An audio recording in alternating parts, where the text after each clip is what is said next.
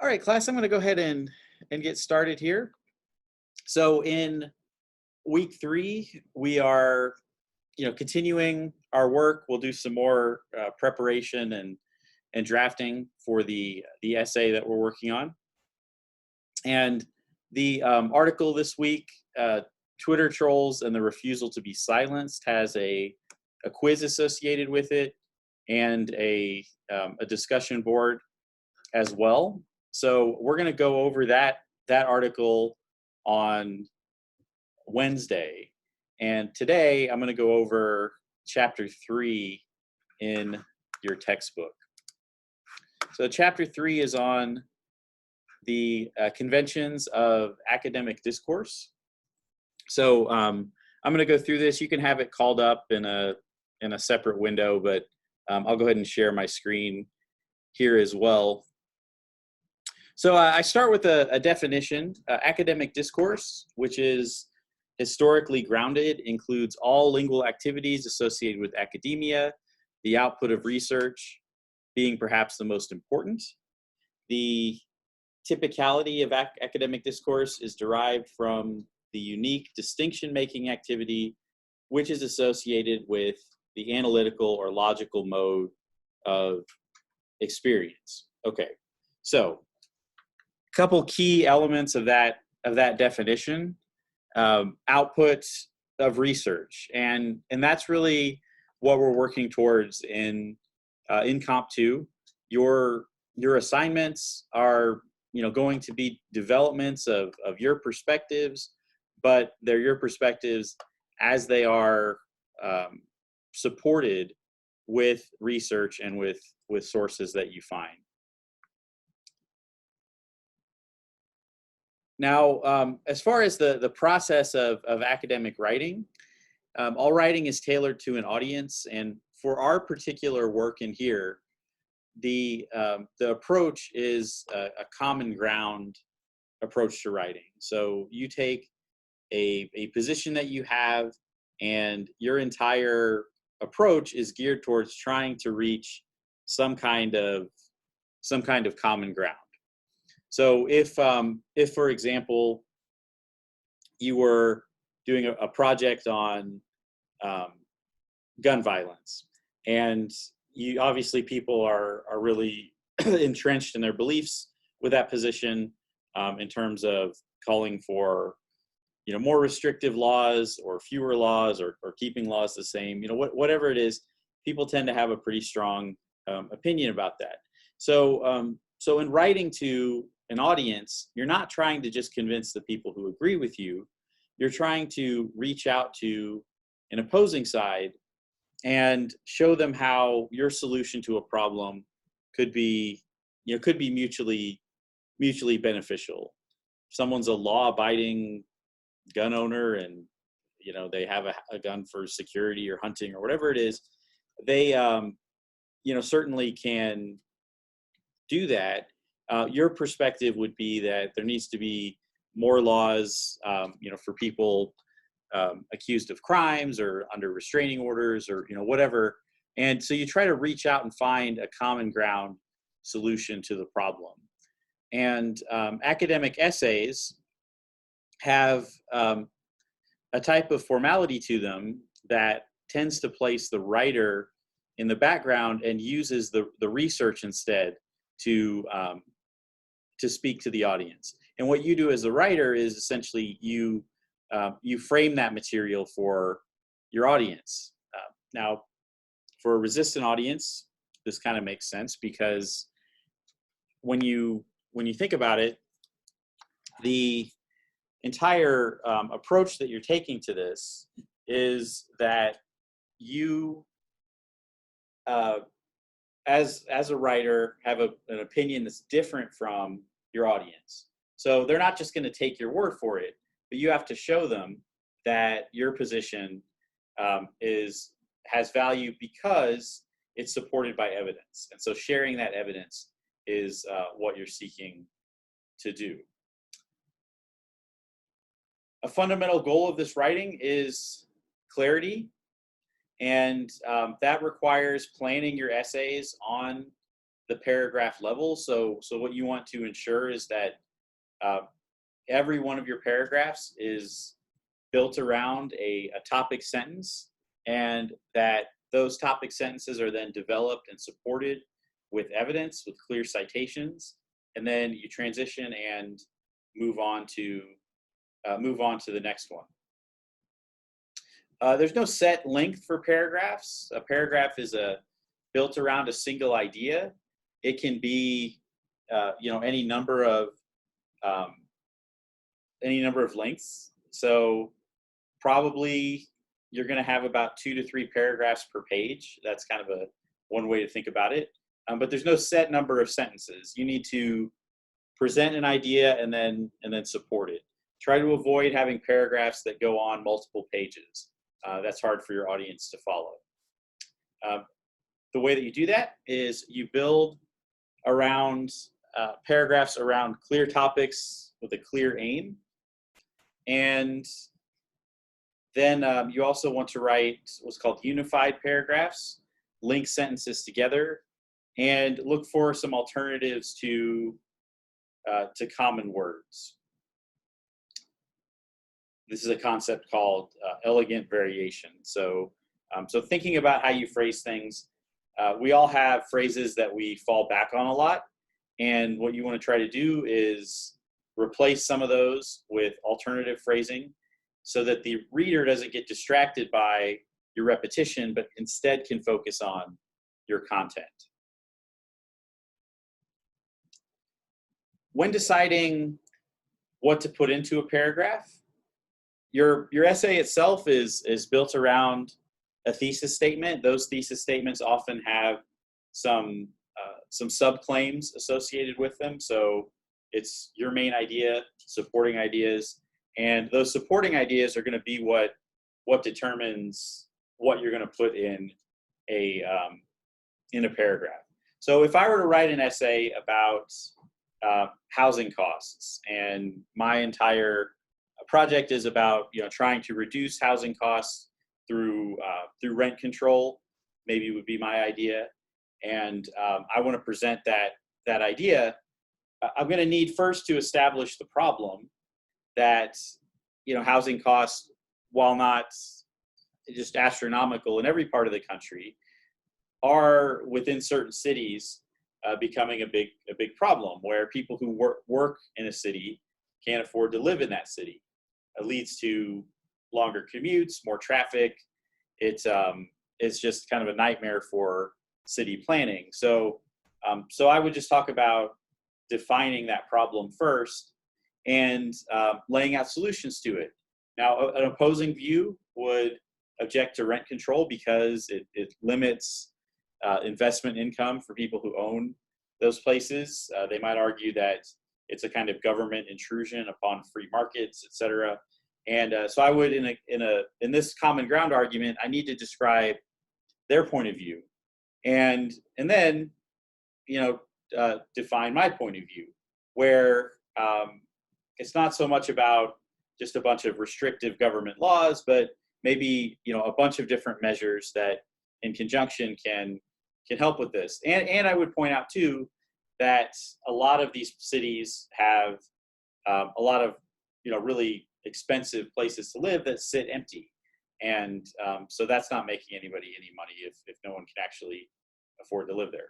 Okay, so anyway, so what I do with each individual paragraph, each paragraph has an objective that is in some way going to advance my argument. Okay, so quick checklist. Every paragraph should be unified. All sentences are built around some controlling idea. Every paragraph needs to be related to the thesis in some way, so the audience should expect what they're seeing. Should be coherent and well developed. There are a number of different modes that you can use when organizing a paragraph. One is narration. Narration essentially is storytelling. You provide details of when and where events occurred, who was present. You're going to use chronological order for that, and it's you know, just telling a story.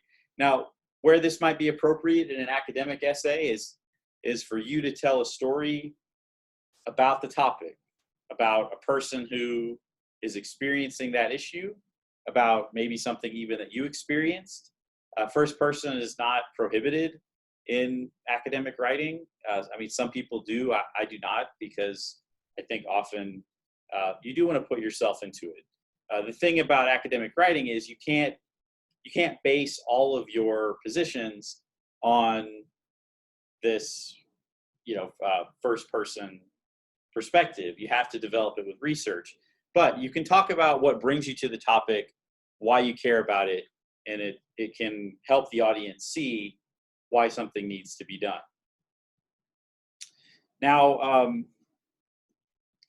the next mode, and I have samples of each one of these. The next mode is description. Description paragraphs provide details about what something's looks, tastes, sounds, or feels like. These tend to be organized spatially and in order of appearance or by topic. So descriptive paragraphs can help immerse your reader in the world of the text. And so this is different from narration because it sort of focuses on one moment. So this is someone making a pot of stew, and it just talks about everything that you see or smell or touch, you know, when that's happening. And so it's one singular event. A narration might be several days, a week, etc. All right. The next one is process. Process paragraphs are just sets of instructions. So you take the sets of instructions for something, you put them together as a paragraph. The audience follows a series of steps. So that would be process. The next type is classification. Classification begins with a main idea and then goes into subcategories on that topic, comparing and contrasting, following some kind of discernible logic. Largest to smallest, cheapest to most expensive. So this sample talks about different types of rock music, defines each one. They're all categorized as rock music, but they have different qualities about them. So the paragraph would talk about that. And then lastly, illustration. Illustration explains a general statement by means of more specific examples. So the examples themselves are crucial because they build interest and add precision to writing. So this one, the writer talks about a place that's special to them, goes through and gives an account of that. Okay, so I have an exercise here. I'm just going to walk us through it, but this is just kind of practice in these different modes. So there's 5 topic sentences here, and if you were asked to associate them with one of those modes, when you look at okay, so some like number 4, there are several popular genres of video games. That stands out as classification because you're taking a larger category, you're breaking it into smaller ones. Number 3, moving your files to a new computer is easy and painless. That is a process paragraph. My trip to Great Britain was one of the most important times of my life. That sounds like narration because someone's giving their personal account. Number 5, nothing can compare to opening day at a Major League Baseball stadium. That is illustration because it's not talking about one particular opening day. It's talking about kind of the concept of all of them and what they share. And then lastly, deforestation has a direct effect on global food supplies. That is a descriptive paragraph and would fit into that mode. Okay,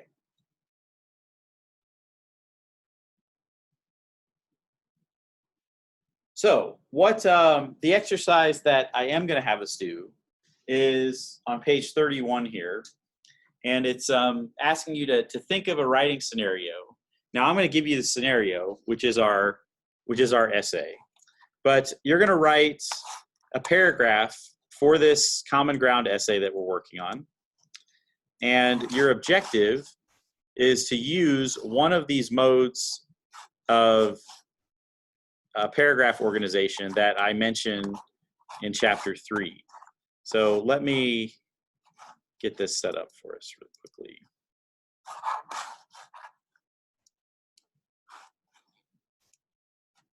All right, so call this paragraph modes exercise.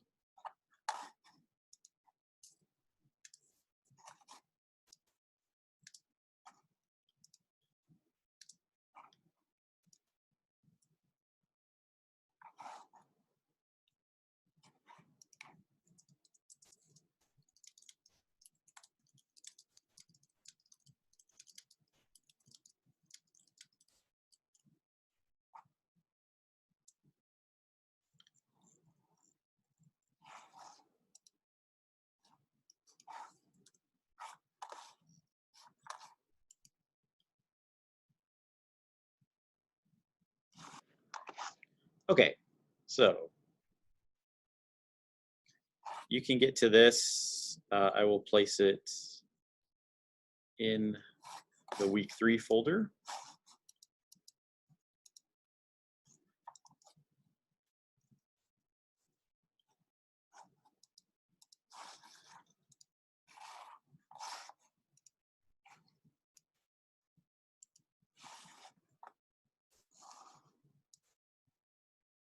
Okay, so you can find that on paragraph modes exercise. So what I would like for the class to do now is to work on that. So it's in the week 3 folder. You're going to choose one of the modes from chapter 3 of your textbook. So if we go back there, you can find those. Oops. Yeah, starting on page 27, bottom of page 27. The modes are narration, description, process, classification, and illustration. So those are the modes you're going to work from. So what I'm going to do now, I'm going to shut down the recording just to let you work on that. And if you're watching this on Wednesday, we are going to look at the Twitter Trolls article. We'll continue some work on our essay as well. Just be sure that you're keeping up with discussion boards and all of your quizzes as well. Okay, so I will stop the recording now, and then you can set to work on that discussion board project.